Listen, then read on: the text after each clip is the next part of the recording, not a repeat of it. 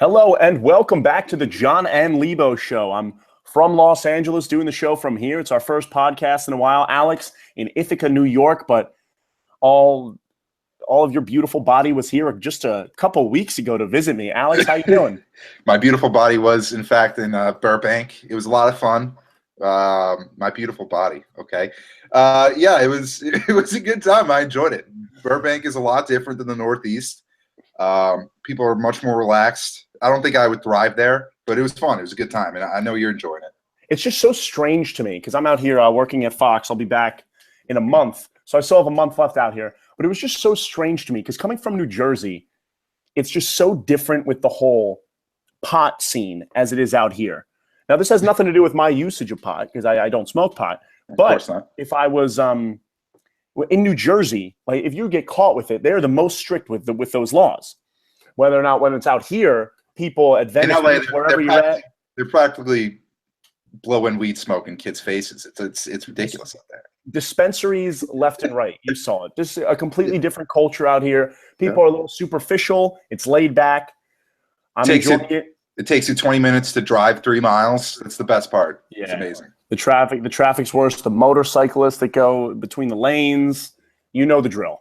Yeah, it's a lot of fun. We actually had a friend, side note, we had a friend who was there last spring, who actually crashed into a motorcyclist, and he told us about it, but he failed to mention that the guy broke 2 ribs and that he seriously injured him. He didn't say that until months after it happened. He just yeah, I hit some guy just driving to work today. Nothing happened. So I feel like the driving there isn't great. There's always traffic, a lot of motorcyclists. And you almost need to be more patient, but I feel like if you put a Northeast person there, it would just be a disaster. I'd be very frustrated living out there. Before we get into it, my friend won the award of being most patient in high school, a superlative. Is that not the worst award that you could win in high school? What's worse, winning the award of most patient or least changed? It might as well be the most bullied. The most bullied. When he got stuffed in his locker, he always just waited for it to be over. Yeah, he did it with a smile on his face, He loved what he did. I personally think that least changed is the worst award, but besides that, but it's kind of like apples and oranges. Let's get into it. So this morning, we found out that Tony Romo is going to, for the time being and most likely permanently, as of now it's permanent, that he's going to retire from the National Football League and take Phil Simms, thank God, his spot in the booth on CBS for these games. Now, I know you've got your own take on this, but I feel bad for the guy. I really do. Retiring from the games, it's not an easy thing to do. It's really not a spell. I'm not an NFL player, but I could just imagine being an NFL quarterback. That's seems like an awesome gig, especially when it's not even just retiring, but just especially when you have something left. And Tony Romo was put in an extremely tough position. One, this was the best Cowboys team that they've had with him. And over the last few years, this was one of the best Cowboys teams they've had with him. And unfortunately, these injuries have sidelined him more than ever before. And when he was healthy, the guy was thriving. He was thriving. In 2014, he had the highest passer rating in the NFL at 113.2, and he was a Dez Bryant catch away from playing in Seattle in the NFC Championship game. And that's just how it was for Romo. And another thing, too, completion percentage was at an all-time high. Yards per pass was at an all-time high for him, too. And now he's finally healthy, finally ready to get back after being hurt to start last season. And he comes back into a situation where it's not that the Cowboys fans are so eager for his return and they have to deal with the Kellen Moores and the Matt Castles, the Brandon Williams, and all of those guys. Now he's back, and they actually have a guy that can do everything that he does, if not more, at his age, with Dak Prescott. And Romo did a great job with making sure that handling this with class, but he had nowhere to go but out. Can he go to another team? Yeah. But why risk only maybe being able to adjust with another team with his injury history? He's got an extremely well-rounded team right now in Dallas, and I think that's his best chance to win a Super Bowl if he were to come back and play for them next year as opposed to going somewhere else because of that whole adjustment period. He always handled this situation with Dak with class. It must have been so hard, and now he can't take his best chance for a Super Bowl because adjusting somewhere else is too risky. and because of his injury history. Well, that must be so tough for him. A lot of it's also on Jerry Jones. He kind of holds his future in his hands. Like if Jerry Jones was willing to trade him to someone, to anywhere, he's obviously not going to do it in his own division, maybe not even in his own conference. But if he was more willing to make a deal, I feel like this would have happened already. I think it's kind of ridiculous how you have a guy in Jerry Jones who's saying, we care about Tony Romo. We want him to do well. We want him to excel, and we want him to have a future elsewhere. We want him to continue his career. And then you kind of contradict yourself, and you're pretty much not willing to trade him to most places. So I think a lot of this is on Jerry Jones, just the fact that he's kind of playing with his future. Just to go through his numbers over the past 25 games, I saw this earlier on Twitter. 493 for 725, almost 6,000 yards, 50 touchdowns, 20 interceptions, a 103.4 QBR. So he clearly has something in the tank. You put him on a team like the Vikings, they're a step above what they were, and you could even argue they're a Super Bowl contender. Instead, he has to go to the booth, which is really unfortunate because, unless you're Pat McAfee, you're going to take playing on an NFL team over being a part of media any day. And it's clear that a guy in Tony Romo has something left in the tank. If he didn't have this horrible injury history these past few years, I really think that he would just go somewhere else and try. But he doesn't want to just go somewhere. And who knows what kind of protection he'll get with this line. The Cowboys gave him the best protection he could have had in the league, and he still got hit. If he went to Minnesota, I guarantee you he'd be sidelined by week 5. He can't extend plays like what he used to be. Look what else they have. Everyone's going to get hurt. You got to take Tony Romo for what he is. Is he a Hall of Famer? No. Is he a multiple-time Pro Bowler that's more than a game manager that can lead a well-rounded team to a Super Bowl victory? Yes.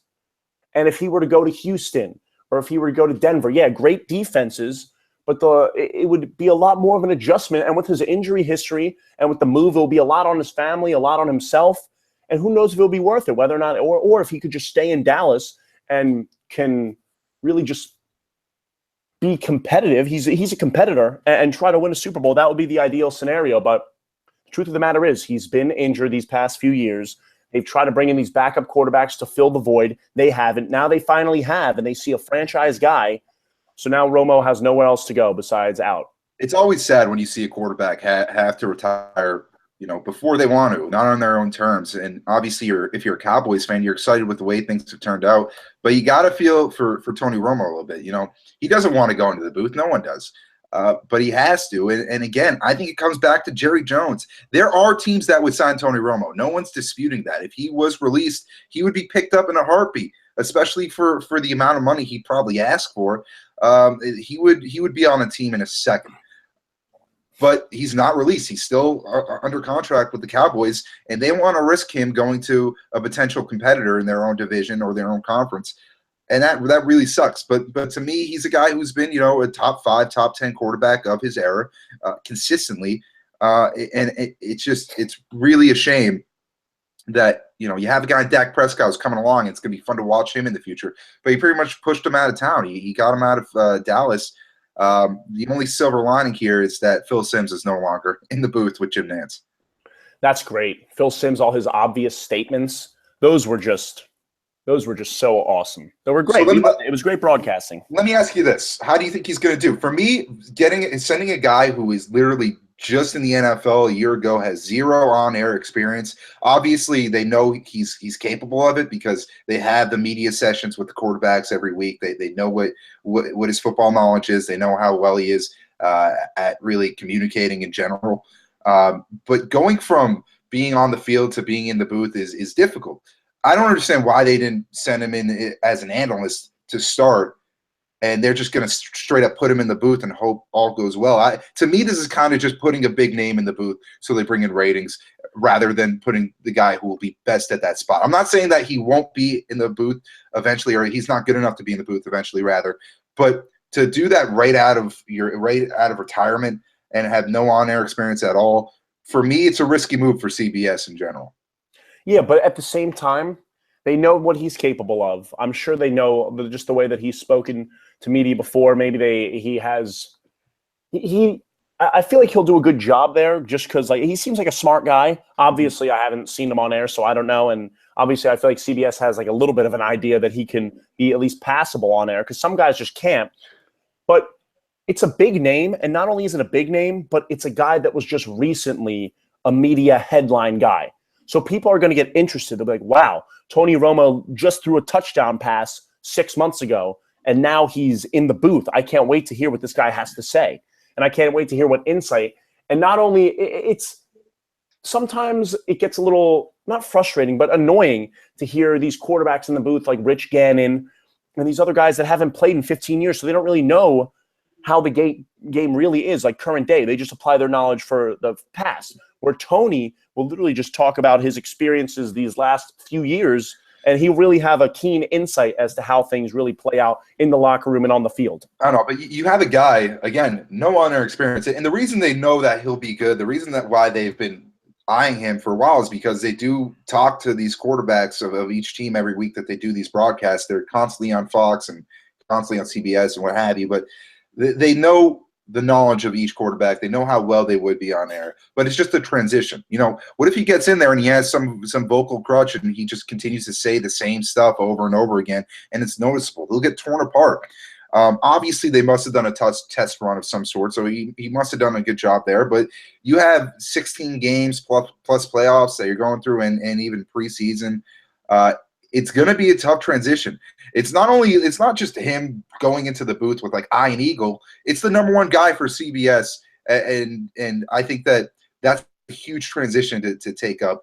And I'm intrigued to see how he'll do, but I think that it's going to be rough. You know, people give a lot of crap to Phil Simms, but he's been in the booth a while, and his ability has deteriorated. I think that's kind of the unanimous. That's kind of the consensus.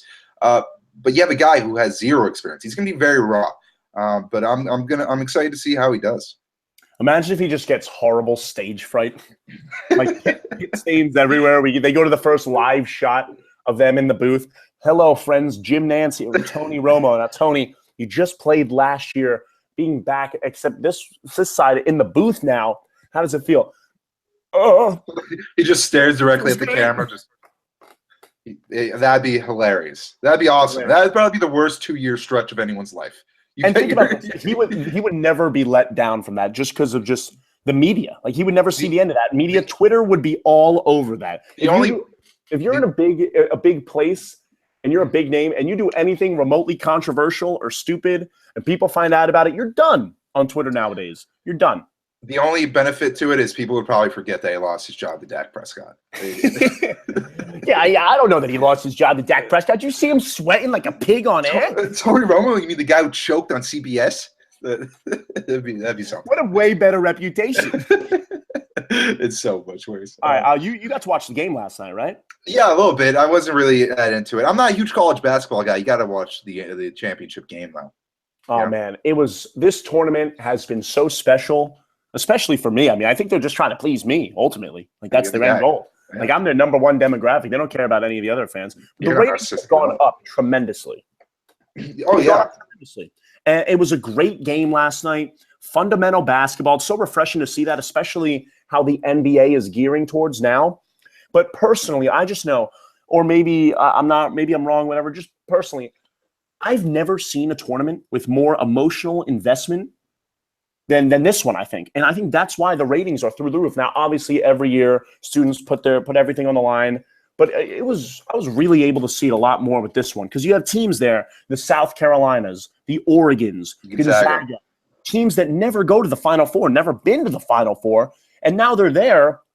You see a lot more. They're really wearing their heart on their sleeve. It was a good mixture of teams that both were favorites heading in, and UNC and Gonzaga. They weren't really. They're the 1 seed, but they've never been to the Final Four, let alone they've never been to the NCAA championship before. So to see a team like that, a mid-major team, make it was great. And I think the biggest storyline was South Carolina making it a 7 seed. Frank Martin.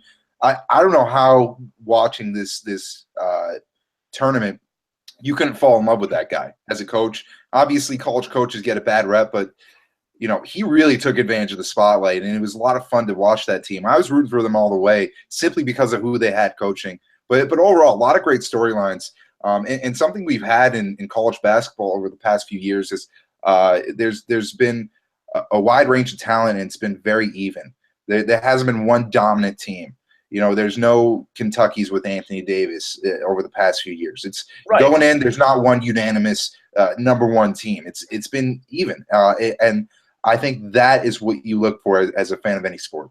It just makes it so much more exciting to see these teams that don't get to the big stage when they're there, that really wear their heart on their sleeve as opposed to others. And the tournament also, obviously, it's just like a bunch of game sevens. It's all these teams playing game sevens. Like if you lose, you're out. Mm-hmm. And it's pretty heartbreaking how this format would never work for the NBA, because like one game can't do it justice, because everyone's so talented that just one random game, it's just the quality is so much. There's also fewer teams. You have 64 teams going at it. It's you need one game playoffs, and it's a great excuse to have the one game playoff. I think the NCAA tournament, bar none, is the best tournament in all of sports. Yeah. Obviously, there's people who would say FIFA World Cup is better. I'm not a soccer fan, so I'm not going that direction. But you have these one game playoffs every single week. You just got to win 6 of them to come out on top, and you really get the best of each team. You get to see who's cold-blooded, which players to look out for, and a lot of guys make names for himself. A lot of coaches like Frank Martin make names for himself. And there's always at least a few storylines that are extremely intriguing that keep you interested. And I think that was the case with this NCAA tournament. But going back to last night's game is really frustrating to watch, just because of the officiating. Oh man! And it was kind of a poor ending to a good tournament, in my opinion. I was rooting for Gonzaga. I want a mid-major team to win it every year. You just have a crush on Karnowski. Yeah, you're right. Stop it, you love it. You have a thing for Polish guys that are 7'1" and 300 pounds. And have beards. I love the beards. I don't even – if there were anything to classify what that is that's like more than a beard, what can we call it? Like a loaf? Like a loaf. Is that – I think a loaf would be good. Like, do you see Karnowski's loaf? Like, once a beard gets to a certain like extent, I feel like it should be called something else. I'll Urban Dictionary it right after this. There's definitely something out there that's probably like borderline sexual, but it probably fits in with what you're looking for too. Maybe a cloud. You can call it a cloud. A cloud? Yeah, maybe. Cloud. It's a shame. I wonder where he'll end up playing. Because it's not in the NBA. Yeah. But yeah, I just wish that. Just coming back to this for a sec, I really wish there could be a way to incorporate this excitement into the NBA, but it's just not possible. You can't do it, and it's tough. And it's tough like that. But Game 7 of the NBA Finals was like that. But how many Game 7s of the NBA Finals are we going to see? I think I've seen, like 3 or 4 in my lifetime? I don't think this is any hot take. I mean, there's a lot more emotion. I know the NBA playoffs, there is emotion, but relative to the NCAA tournament, doesn't even compare, in my opinion, because these are guys who know that in all likelihood this is the last time they're playing basketball. This might be the last time they get to this stage in general in their career, regardless of where they end up. So I think that it's way more special to watch. There's a lot more heart, a lot more.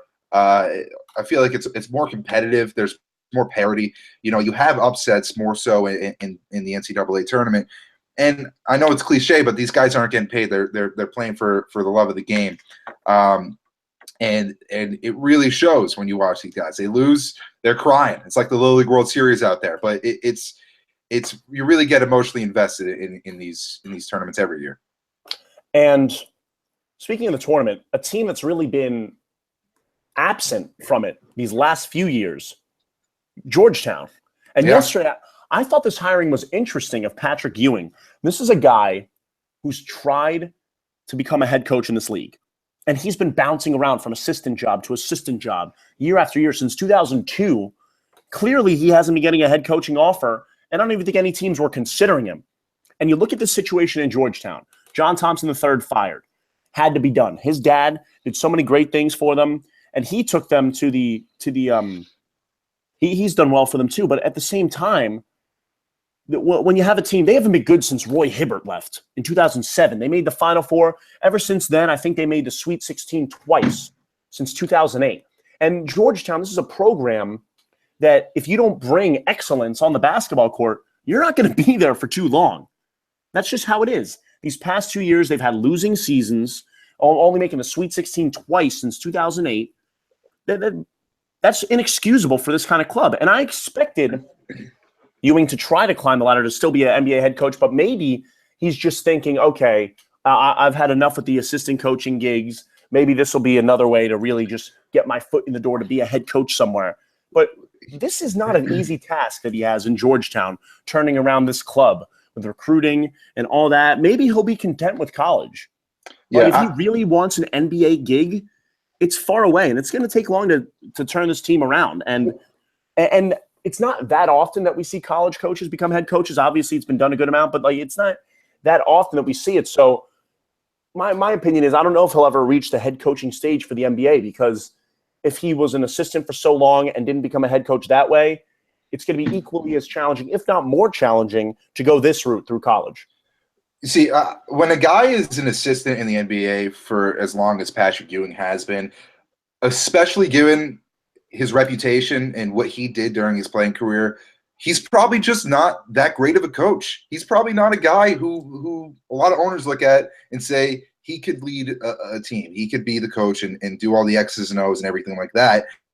What Georgetown is doing right now, I don't think they're doing this for basketball reasons necessarily, because they think he's the best strategist, the best coach available. He's Patrick Ewing. They're doing it because he's a big name and because recruiting is so important in college basketball. They're bringing in a name. They're not bringing in a coach.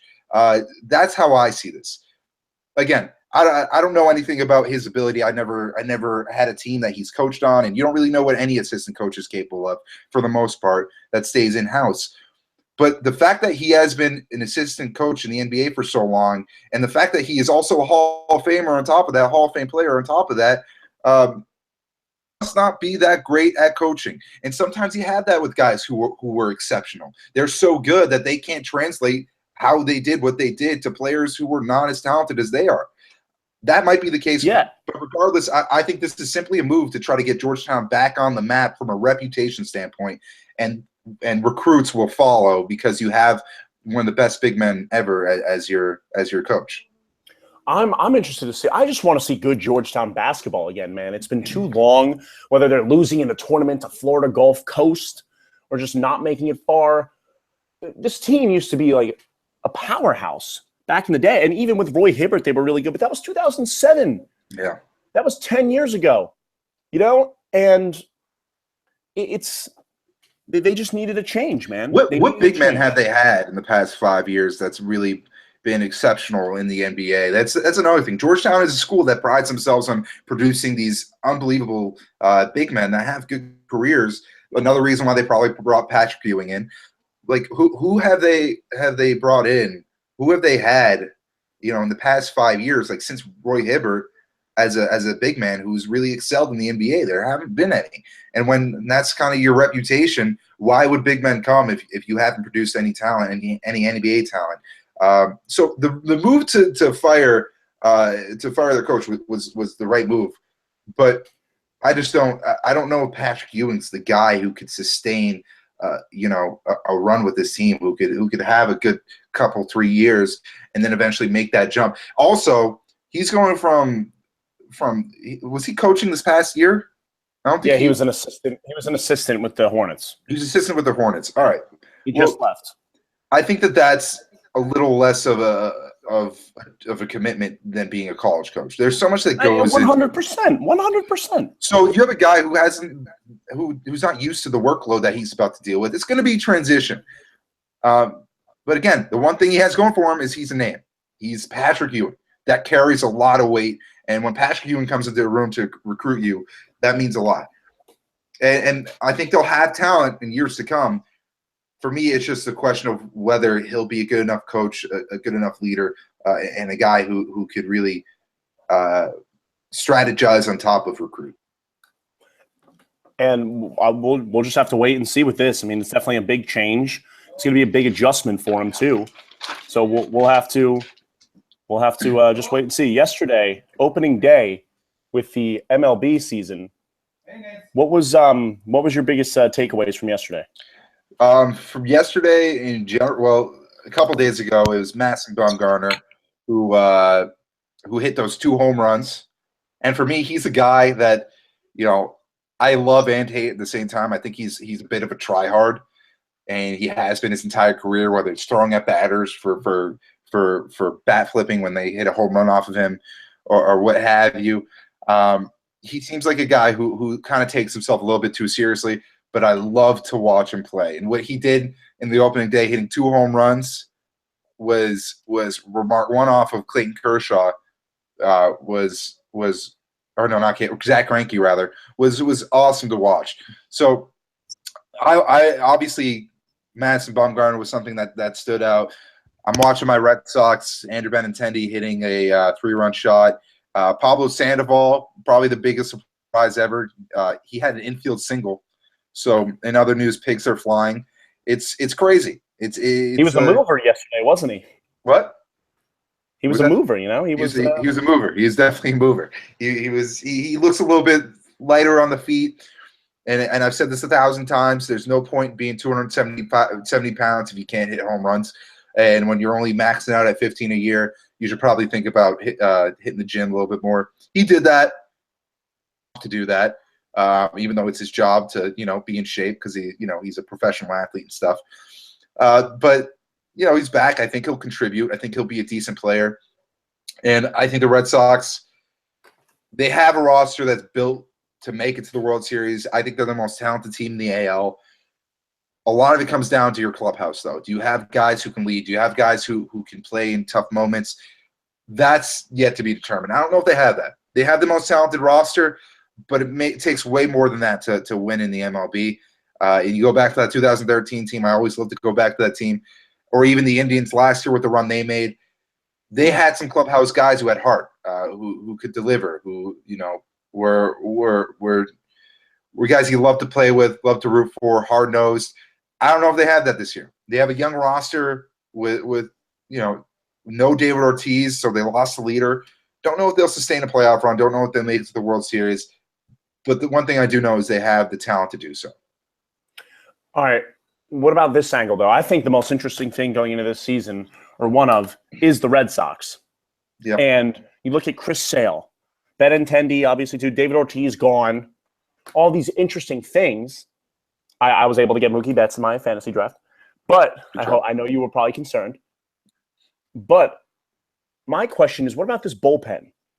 Do you think this bullpen is going to be able to be productive enough, not only to just get them the AL East title, but just to win a World Series and bring it back to Boston? If they're healthy. Here's the thing. They got Tyler Thornburg, who's right now he's hurt, but he's a guy who's a closer caliber reliever. And they also have Carson Smith, who's a closer caliber reliever. Both of them are injured right now. And this is a problem the Red Sox have always had, keeping guys healthy and keeping the public informed on the status of each guy. You can't trust them when they come out and say, yeah, he's day-to-day, because then next week he's on a 60-day DL. So I don't know. If Tyler Thornburg can come back and be effective, if Carson Smith can come back, he missed all of last season. He had Tommy John. If those two guys come back and you have a back end of Thornburg, Carson Smith, Craig Kimbrell, and Heath Hembry, Joe Kelly, who I think is a guy who can be very effective in the bullpen. I think he should have been a bullpen to start his career with how hard he throws. I think their bullpen could be a strong point. I really do. On paper, they're very good if healthy. That's a big if. If Carson Smith and Tyler Thornburg continue to be hurt, if Craig Kimbrell for some reason goes down, yeah, I'm going to be worried. But my whole thing with this team is they're well-rounded. Their lineup is very good. The Pedroia, Benintendi, Betts, Hanley Ramirez, and Bogarts, and then Bradley, 1 through 6. You're not going to find a better 1 through 6 in the MLB. You're not, let alone a better lineup in the MLB. I think this pitching rotation, when you have David Price as your 3 starter, although obviously he's starting the season on the DL, that's you're in good shape. Regardless of if he had a 3.99 ERA last year, he still walked 230 innings. Stephen Wright, can he come back and pitch like he did last year? Can Eduardo Rodriguez finally turn that corner and become a legitimate starter in the MLB? A lot of things do need to go right, but they have the talent. So it's a matter of if guys can execute. Chris Sale will do fine. Rick Porcello, I think, will do fine. And I think the lineup, Betts, Bogarts, Pedroia, Ramirez, I think they'll do fine. It's everyone else that I'm worried about. Will Vasquez come around? Will also Bogarts, can he have a good second half? Can Stephen Wright put together a good season? There's a lot of things. that also went right last year that might not go right this year for the Sox. So I'm going to wait and see, but it's not a shoo-in for sure. I think with them, it's just once they get to the postseason, they can be extremely dangerous. And I can't wait to see what Sale is able to do for them in the regular season. And a lot of it, can they beat Cleveland if they play them in the playoffs? Well, they should. Here's the thing: last year, going into the postseason, they should have beat Cleveland. They were the home team. They were the favorites. But Porcello crapped the bed. David Price did what he's done his entire career and pitched like crap in the playoffs. Eduardo Rodriguez didn't pitch well. The only guy who pitched well was Joe Kelly, which no one expected. And he was a reliever. So he came in for a few relief appearances, and I don't think he allowed a run.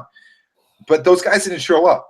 So you can have as good of a regular season as anyone. But if your pitchers, your starting pitchers, your Cy Young Award winning pitcher craps the bed in game one, and then it continues to happen with your other, it trickles down to your entire staff, you're not going to win. That's exactly what happened. Obviously, you have to give the Indians credit, and Terry Francona, it was a great series on their part. And again, they're a gritty team, but the Red Sox pitching staff did not pitch well, and their lineup slowed down. You need to have really good pitching in the playoffs. Pitching always beats good hitting. Good pitching always beats good hitting. And I don't think the pitching executed well enough, and I think it kind of affected everything for them that series. And that could happen again this year. I can't wait to see just how everything plays out with them, between the Mets hopefully being healthy just to see better baseball in the NL. Mm-hmm. I didn't think the NL playoffs for me last year, if the Mets were healthy, it would have made it more exciting. I hate to say it, but it would have been more exciting. The Dodgers, you always know what you're going to get from them. The last 10, 15 years, always just making it NLCS, that's their ceiling. You know they're not going further than that. And I don't think this year they can go further than that. And that's just how it is. So the Mets, being that team to come in there and really challenge the Cubs, and I think they can challenge the Cubs, it's going to be fun to watch, because the Giants, is that bullpen problem really solved? Game one of this year, we saw it. Melanson, we saw what happened. Go on. Is that going to be solved? I don't know. A lot of big storylines. Obviously, it was only opening day. The Phillies got the win. They're on their way to the World Series. You know that. I know that. I don't even need to say it. Yeah, I look at the NL, and I look at a couple of teams. Of course, the Dodgers are great. I think they'll come out of the NL West. The Mets, the biggest question for them is, you said it, staying healthy. Their pitching staff, they need to stay healthy. Stinks, man. It stinks. Honestly.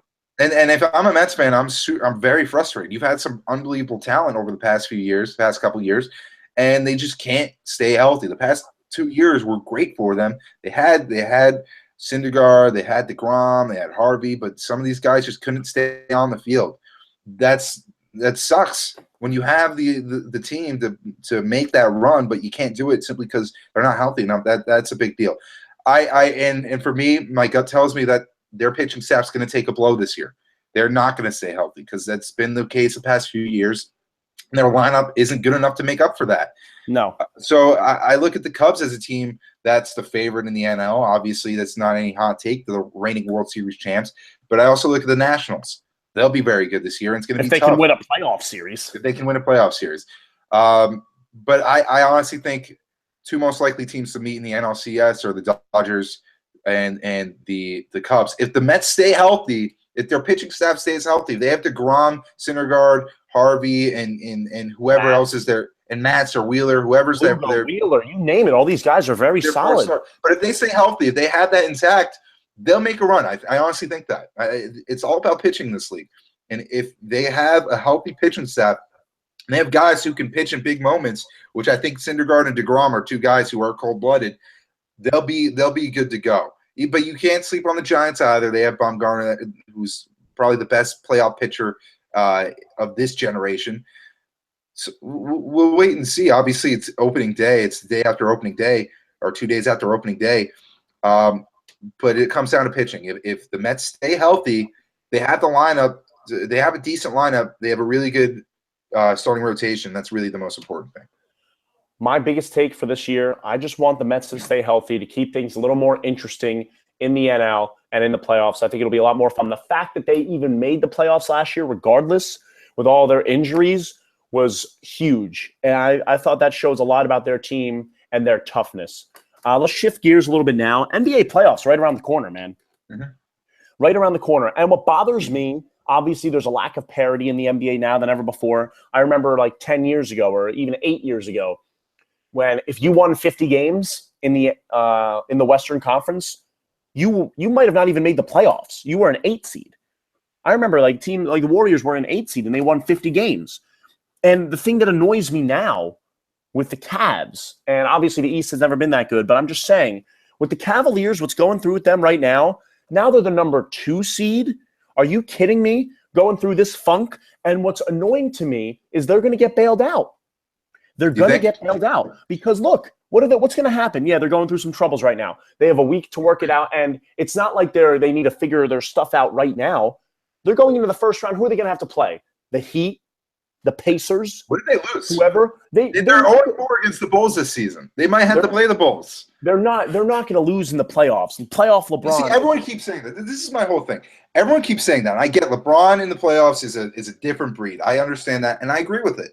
But has a LeBron James team struggled this late in the season and gone on to make it to the NBA Finals? Because there's always been these rough patches in the season, whether it's with the Heat or with the Cavaliers, that LeBron James has had and his team has had. I don't think it's ever come this late in the season, though. This is in March, the Nets won more games than the Cavaliers. That's something I heard the other day. I couldn't believe it. They have been awful. They've been horrible. What if they don't respond? What if they never come back and they lose in the first or second round? I think that's possible. I honestly do. You're helping me prove my point in my frustration with the NBA in the sense that the East is so bad. Yeah. It's not like those old school, like mid-2000s conferences where there were a lot of really good teams. It's the Cavs. And no matter what, I believe, this is my take, that they're going to get bailed out. They're going to get bailed out in that first round. They have so much time to figure stuff out. Well, look at the Mavs. The Mavs 10 years ago were 67-15. We're having a little bit of problems at the very end of the season. Lost to the Warriors in the first round. Yeah. The Cavs aren't even going to come to a problem like that because of just how bad the East is and how much LeBron runs it. So let me ask you this: Is there a chance? This is my problem though, because like there's the argument the Celtics can't beat the Cavaliers. I think they can in a 7-game series. I think it's possible, not likely, but it's possible. The problem is for them to play the Cavs, it will have to be in the Eastern Conference Finals. If the Cavs make it to the Eastern Conference Finals, they'll win the Eastern Conference Finals. They'll have 2 series under their belt where LeBron James is ready to go. You got to think he's gonna, find a groove by the Eastern Conference Finals if he makes it there. And I wouldn't think that the Celtics would be able to win, but I honestly think that there is a chance that the Cavs never find that groove. That in round 1, it goes 7 games, or maybe they lose in 6 games. I don't know, but they're playing bad. And in your argument that it's the Cavs, it's not this unbelievable 96 Bulls type of team. They're not that. They're a good team. They're best, most talented in the East. No one's denying that. But they're not like stupid good. Like they are beatable, and they're losing to teams that they're going to be playing in the playoffs. So I'm telling you though, man, the playoffs are a complete different element. No, I know, but they're not playing right now. And LeBron has never lost in the first round ever. I don't think this year. And every single series that he's ever been in, or I saw some stat of he's won at least one road playoff game in so many consecutive playoff series. I'm just saying my frustration with the East of how the Cavs are going to get bailed out because of how bad it is. And I don't think that's necessarily true. I don't. I think they're playing really bad, and we've always had the argument LeBron can't lose in the first round of the playoffs. Like in the East with the way it is today, I think that's kind of BS. I think that's bound to change at some point. And the way this Cavaliers team is playing this year, this playoffs, it's the most likely of times that it would happen, that there would be an upset in the first or second round against the Cavaliers. And I think that would be awesome. As a fan, can you imagine? That'd be awesome. It'd be great. And as a Celtics fan, it'd be even better. But it really just goes to show you need to play well late in the season. It might not matter, but I wouldn't be shocked if it carries over. And I feel like everyone is completely dismissing the possibility that it might carry over. It's a possibility. It is. It might happen. It's more likely than it has been in the past 5-10 years for a LeBron James team that he would lose in the first round. I think they're the second seed, and obviously 2014-15 Atlanta was the 1 seed, but this is different. Kevin Love, will he be 100%? Will he be he's playing it right now, but will he be like fully 100% ready to go in that first round? I don't know. Will Kyrie show up? I don't know. Will it be all LeBron? I don't know. There's a lot of questions, but I think that to dismiss the possibility is a little ridiculous in my eyes with the way they've been playing. We'll just have to wait and see. Can you imagine if they lost? It would break basketball. Oh my God, it'd be awesome. Can you imagine if we got a Western Conference final of like the Wizards again, or a final again, like Wizards Spurs or something? Yeah, or Celtics Spurs. Yeah, totally. I don't know about the Celtics. I don't even know if they'll make. This is another thing. What if Isaiah Thomas goes off? You know, he like. What if he gets into the playoffs and he's dropping 40 a game, and the Celtics are cruising? What if that happens? What if he just finds playoffs, dude? These playoffs are going to show us a lot about Isaiah Thomas. He's leading the Celtics team to a 1 seed right now. I'm extremely impressed. In the playoffs, we're going to learn about what kind of player he is. We really will. And the problem with the Celtics right now is they're trailing. They're falling behind early in games, and they have to find their way back. If they start punching first, they'll be in good shape going to the playoffs, and they got to win round one. Obviously, they haven't won a playoff round since Brad Stevens has been the coach there. But this is also the first 50-win season they've had since Brad Stevens has been a coach there. First 50-win season since like 2011.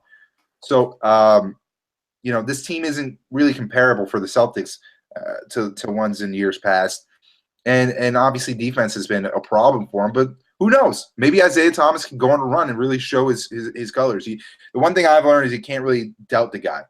He's faced a lot of adversity. And right now he's one of the elite scorers in the NBA. And they have a lot of good defensive guards to make up for his lack of playing on that end of the floor. So, I'm the one thing I'm looking forward to is just watching Isaiah Thomas. Will he bounce back? Will he come in and actually win a playoff round for the Celtics? And can he sustain some elite play throughout the playoffs? We'll just have to wait and see. That's going to I don't know how far I have them in the playoffs. I don't know what. I mean, Isaiah Thomas has grown with this team, but I don't know if I could see them beating Washington or whatever. I love that Wizards-Celtics rivalry. I think that would be awesome to see in the playoffs. But I think that, the Celtics team is definitely interesting. Definitely one of the worst number 1 seeds I've ever seen. But like you say that, but the Cavaliers are the 2 seed. They're doing something right. It's not a great one. Right. What about the Atlanta Hawks? Weren't they bad? Well, they also won 60 games. Yeah, they did. And then they got swept by the Cavaliers. Yeah, in the East Finals. So who knows, man? In the playoffs, we're going to learn a lot about a lot of these players. But that's going to do it for us here on the Jon and Lebo Show. We'll be back next week, a week from today, with a podcast. You can follow our show on Twitter at Jon and Lebo Show. I'm on Twitter at J_Sokoloff, SOKOLOFF. And what are you at, buddy? But you can call me Alex. It's actually I changed my Twitter handle. No more. There is a capital L in there actually. At Alex ALEX _ Lebowitz, capital LEB as in boy OWITZ. More professional. Thank you for clarifying the B in Lebowitz. I don't think people. Some people you'd be surprised with how many people go Levowitz. There's no V there. All right. Well, that's definitely a dilemma I look forward to researching. Okay, good. But we'll see you guys next week. So take care.